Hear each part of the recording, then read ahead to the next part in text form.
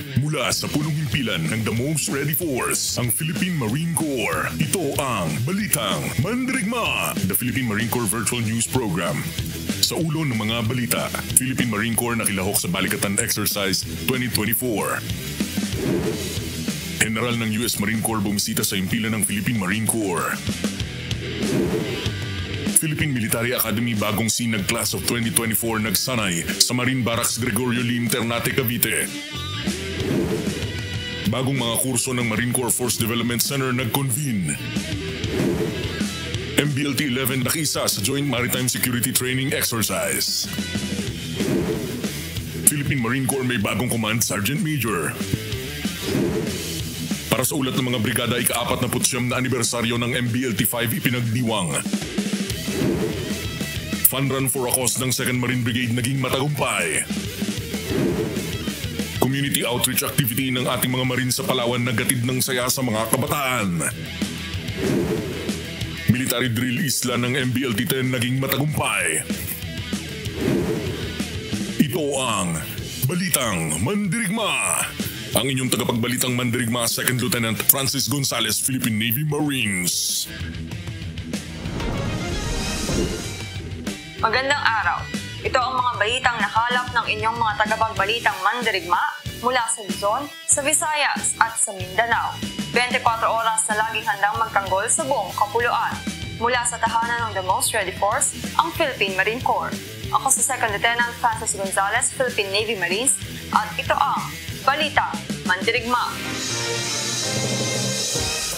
Sa ulo ng mga balita, nakikilahok ang Philippine Marine Corps sa taunang bilateral exercise sa pagitan ng Armed Forces of the Philippines at United States Armed Forces. Ito ang 39th iteration ng Balikatan exercise na formal na binuksan noong April 22 at magtatapos sa May 10, 2024. Ito ay kasalukuyang nagaganap sa mga training venues ng Northern Luzon Command, Western Command at Southern Luzon Command Joint Operational Area. Bumisita ang dalawang general ng US Marine Corps na sina Lieutenant General William M. Journey, Commander US Marine Corps Forces Pacific o MAR-4PAC, at si Lieutenant General Michael C. Sederholm, Commanding General 1st Marine Expeditionary Force sa himpilan ng Philippine Marine Corps.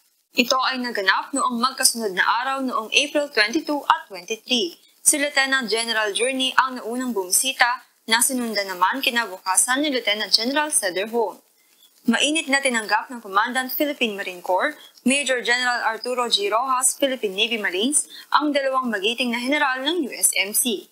Kasama ang iba pang matataas na opisyal ng Philippine Marine Corps, nakipagpulong ang dalawang general kay Major General Rojas upang pag-usapan ang mga bagay na may kinalaman sa pagpapanatili ng magandang kooperasyon ng bawat Marine Forces, gaya ng pagsasagawa ng mga joint training exercise. Inaasahan din na sa pagbisitang ito ng dalawang general ay mas lalo pang mapagtibay ang relasyon sa pagitan ng Philippine Marine Corps at US Marine Corps. Philippine Military Academy bagong sinag Class 2024 nagsasanay sa Ternate, Cavite. Live yan na nasaksihan ng ating tagapagbalitang Mandirigma, Sergeant Arnel Balnao, Philippine Navy Marines. Dito tayo sa Marine Barracks, Gregorio Lim, Ternate, Cavite, kung saan kasalukuyang nagaganap ang field training exercise ng Philippine Military Academy. Bagong sinag Class 2024. Bilang bahagi ng kanilang cadet summer training, isinagawa ang joint field training exercise para sa mga miyembro ng PMA Bagong Sinag Class 2024. Mula April 20 to 28, 2024, sa loob ng isang linggo ay naging training ground ng mga kadete ang MBGL. Ang kaganapang ito ay naglalayong mas hasain pa ang kanilang individual na kakayahan bilang mga future officers at leaders ng Armed Forces of the Philippines. Ang MBGL training ground ng Marines ang napiling venue para sa pagsasanay na ito dahil sa terrain nito. Bundok na mahilintulad sa isang makatotohanang senaryo ng area of operation at dagat para sa territorial defense operations. Sa umpisa, sinagawa nila ang amphibious assault rehearsals sa Katungkulan Beach Resort ng MBGL sa loob ng 2 araw. Noong napamiliarize na nila ang nasabing senaryo ay sumabak na sila sa final assault beach clearing operations. Kanilang nalalapit na pagtatapos sa academy, inaasahang handa na silang sumabak bilang mga pinakamabagong opisyal ng Armed Forces of the Philippines. Mula dito sa MBJ Alternative City, o si Sergeant Arnel Barnao, Philippine Navy Marines, ang tagapagbalitang Mandirigma ng Marine Corps Public Affairs Office. Ito ang balitang Mandirigma. 4 na kurso ng Marine Corps Force Development Center ang opisyal na binuksan kamakailan na ginanap sa Headquarters Force Reconnaissance Group, MBGL, Ternate, Cavite. Ang mga kursong ito ay ang Force Reconnaissance Course Class 30, Marine Basic Airborne Course Class 50, Marine Jumpster Course Class 45, at Marine Parachute Packing Course Class number 01. Pangangasiwaan ito ng Marine Special Operations School. Ang mga estudyanteng Marines ng mga nasabing kurso ay nanggaling sa iba't ibang unit ng Philippine Marine Corps. Pangangasiwaan ito ng Marine Special Operations School. Ang mga estudyanteng Marines ng mga nasabing kurso ay nanggagaling sa iba't ibang unit ng Philippine Marine Corps. Sila ang mga buong tapang nasasama sa tinaguriang pinakamahirap na training ng Philippine Marine Corps. Si Colonel Bob R. Apostol, Philippine Navy Marines, MNSA, Superintendent Marine Corps Force Development Center, ang nagsilbing presiding officer. Sa kanyang naging talumpati, ipinahatid ni Colonel Apostol sa lahat ng mga estudyanteng Marines ang kanyang lubos na pagbati at pasasalamat sa buong tapang na pagtanggap sa hamon. Nakiisa sa Joint Maritime Security Training Exercise sa Zamboanga ang Marine Battalion Landing Team 11. Ito ay ginanap sa Basilan Strait, Tawi-Tawi at Sulu Province. Ang exercise na ito ay pinangunahan ng Naval Forces Western Mindanao kasama ang US counterparts at iba pang security sectors gaya ng Philippine National Police, Philippine Coast Guard at iba pang maritime security agencies na sakop ng Western Mindanao Command's Area of Responsibility. Sa pamamagitan ng exercise na ito, nasusubukan ang pagkakaisa ng mga law enforcement agencies at security sectors ng lugar, lalo na sa Samba Sulta. Itinalagang bagong Command Sergeant Major si Senior Master Sergeant Romel V. Carbon, Philippine Navy Marines, sa katatapos lamang na change of Chief of Office nito lamang April 26 na ginanap sa Hall of Flags Headquarters, Philippine Marine Corps.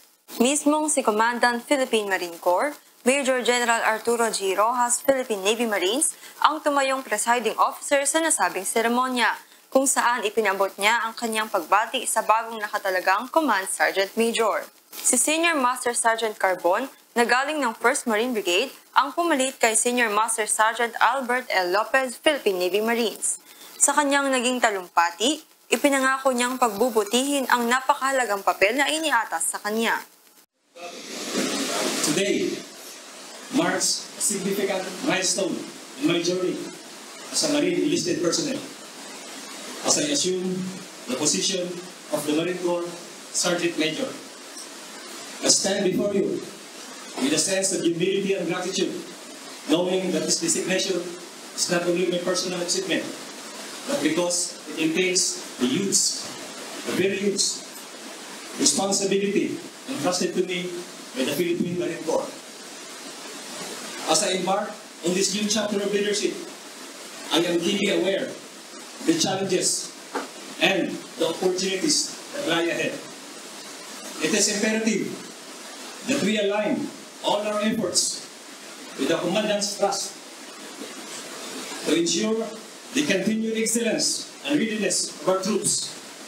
Therefore, I pledge to work diligently in support of the organization's vision and mission, striving to uphold the highest standards of professionalism in support of a highly capable archipelagic coastal defense force. Ang pangunahing tungkulin ng Command Sergeant Major ay pangalagaan ang kapakanan ng lahat ng mga enlisted personnel. Mula sa amin dito sa Balitang Mandirigma, binabati ka namin Tap at good luck sa iyong journey bilang pinakabagong haligi ng lahat ng mga enlisted Marines. Pakinggan naman natin ang mga balita mula sa ating mga mandirigma sa buong bansa. Ito ang mga ulat ng Brigada.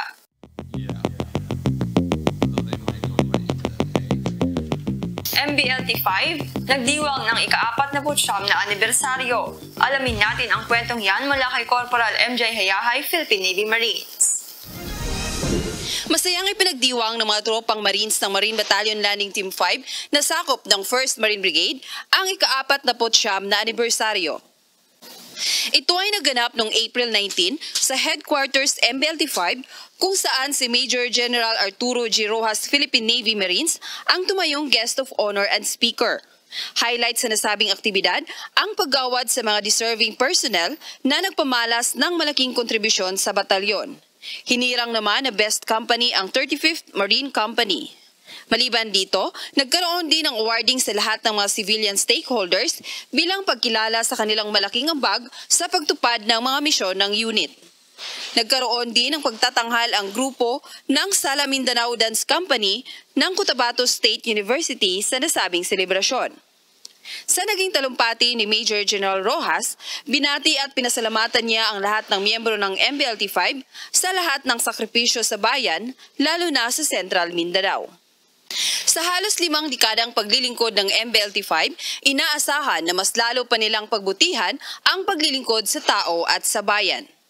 Para sa balita mula sa Central Mindanao, ako si Corporal MJ Hayahay, Philippine Navy Marines, tagapagbalitang mandirigma ng Marine Corps Public Affairs Office. At ito ang Balitang Mandirigma. 2nd Marine Brigade, matagumpay na naisagawa ang Fun Run for a Cause. Para sa karagdagang detalye ng balitang yan, narito si Corporal Abel Novillos, Philippine Navy Marines. Bilang bahagi ng pagdiriwang ng ika-46 na Activation Day o pagkatatag, matagumpay na nasagawa ang Fun Run for a Cause ng mga tropang Marines sa Tawi-Tawi. Dito lamang April 21, 2024. Ito ay sa pangunguna ni Brigadier General Nestor Inarag Jr., Philippine Navy Marines, ang kasalukuyang commander ng 2nd Marine Brigade. Ito ay nilahukan ng mga runners mula sa local government ng Tawi-Tawi, non-government organization, law enforcement agency at iba pang lokal na mamamayan ng Tawi-Tawi. Ang layunin ng fun run na ito ay upang makalikom ng pundo para magamit sa civil military operation activity sa Tawi-Tawi. Hindi lamang yan, upang isulong din ang kalagahan ng health at wellness. Maliban sa nasabing fun run, nagkaroon din ng static display upang magkaroon ng chance sa mga sibilyan na masilayan ng personal ang mga kapabilidad ng Marines sa Tawi-Tawi. Mahalaga ang ganitong klaseng aktibidad sapagkat sa pamamagitan nito, makikita ang magandang relasyon ng mga tropang Marines at ng komunidad. Para sa mga ulat ng brigada sa Tawi-Tawi, ako si Corporal Abel Novillos, Philippine Navy Marines, ang tagapagbalitang mandirigma ng Marine Corps Public Affairs Office at ito ang Balitang Mandirigma. Mga Marines sa Palawan, naghatid saya sa mga kabataan sa isinagawang community outreach activity. Para sa buong detalye ng balitang yan, narito si Corporal Nino Cordova, Philippine Navy Marines. Sa pakikipagtulungan ng butihing civilian stakeholders na isagawa ng Marine Battalion Landing Team 7, sakop ng 3rd Marine Brigade ang isang community outreach activity. Ito ay ginanap sa Tagbay Elementary School ng Tabon, Quezon, Palawan noong April 19, 2024.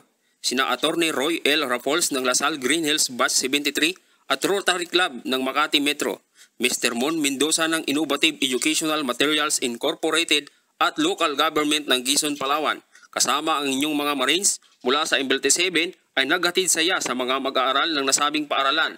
Sila ay namahagi ng damit, libro, tsinelas, water filtration system at sports equipment. Maliban dito ay nagsagawa din sila ng food feeding activity at libreng gupit. Ang aktibidad na ito ay patunay lamang na kahit sa simpleng paraan ay pwede at maaari tayong makapaghatid saya sa ating kapwa, lalong-lalo na sa mga kabataan. Para sa balita sa Palawan, ako si Corporal Nino Cordova, Philippine Navy Marines, tagapagbalitang mandirigma ng Marine Corps Public Affairs Office at ito ang Balitang Mandirigma. Military Drill Isla ng MBLT-10, matagumpay.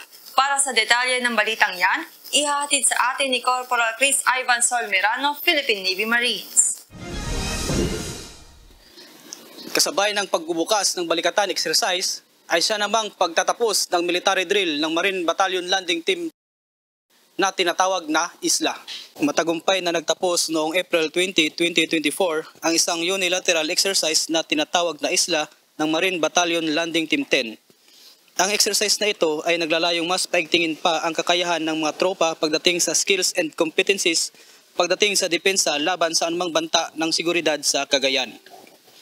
Dumaan muna sa masinsinang plano ang nasabing exercise para ma-execute ito ng maayos. Kabilang sa mga senaryo na isinagawa ay ang amphibious assault operations, close quarter battle operations, at reconnaissance na siyang mga pangunahing kailangan para sa disruption operations. Sa pamamagitan ng exercise na ito, mas naipahayag ng mga tropang Marine sa Cagayan ang kanilang kahandaan at pangakong poprotektahan ang lugar na sinasakupan. Para sa mga ulat ng Brigada sa Norte, ako si Corporal Chris Ivan Solmirano, Philippine Navy Marines, tagapagbalitang mandirigma ng Marine Corps Public Affairs Office, at ito ang Balitang Mandirigma.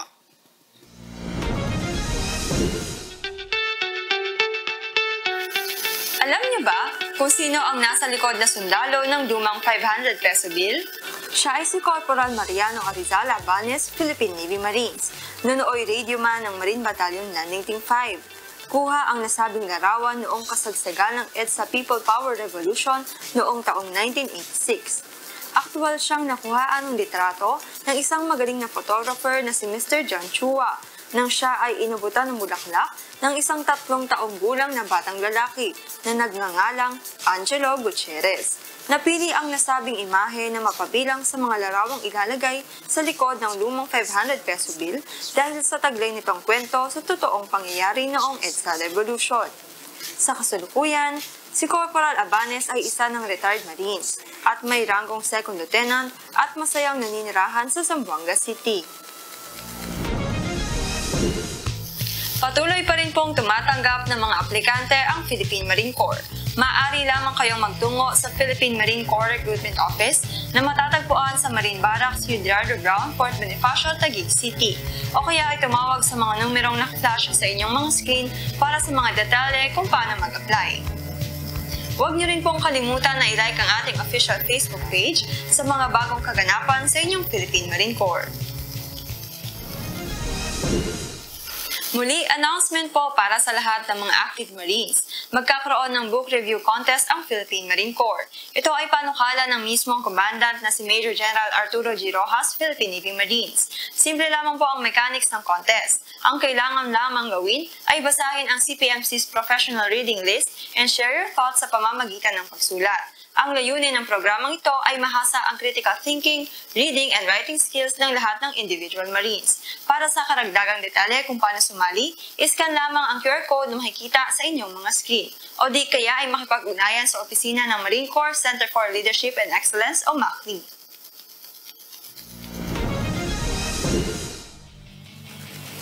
Shout out muna tayo! Shout out sa mga sumusuporta sa Balitang Mandirigma. Corporal Christian Ararao, Philippine Navy Marines, Corporal Arnia Lido, Philippine Navy Marines, Corporal Robert John Ocon, Philippine Navy Marines, Corporal Lord G. Dagode, Philippine Navy Marines, na parehong mga miyembro ng 39th Marine Company ng MBLT 9. Maglulupa 91 ay Watoy Gakuke ng MSG Boys Tropang Yakal, Mr. Emmanuel Salcedo at ang mga taga-Wealth Corps Hatchery, Danway Hatchery at 510 Hatchery, Miss Janine Felizardo, Stephanie Dalida, Rolando Apisado Jr., Lea Borsige, at gusto din nating i-shoutout ang mga tropang Marines na patuloy pa rin nagbabantay sa bantayog ni Dr. Jose Rizal sa Luneta sa kabilayan ng sobrang init ng panahon. Mabuhay kayo mga Sarge at stay hydrated! Para sa inyong mga shoutout, i-comment lang po sa comment section ng ating Facebook page at YouTube channel ng Balitang Mandirigma. Bago matapos ang ating programa, nais po nating batiin si Sergeant Michael L. Latorre, Philippine Navy Marines ng Marine Battalion Landing Team 2 na mula sa 19 na estudyante galing sa iba't ibang branch of service na sungkit niya ang top 1 spot sa katatapos lang na Explosive Detector Dog Handlers Course at Cannon Management Course sa AFP K9 School, Clark, Pampanga. Good job, Sarge! At yan ang mga balita ng inyong mga mandirigmang marino ngayong linggo. Inaanyayahan po namin kayo na bisitahin ang aming YouTube channel ng Balitang Mandirigma. I-subscribe, i-like at i-share ang Balitang Mandirigma.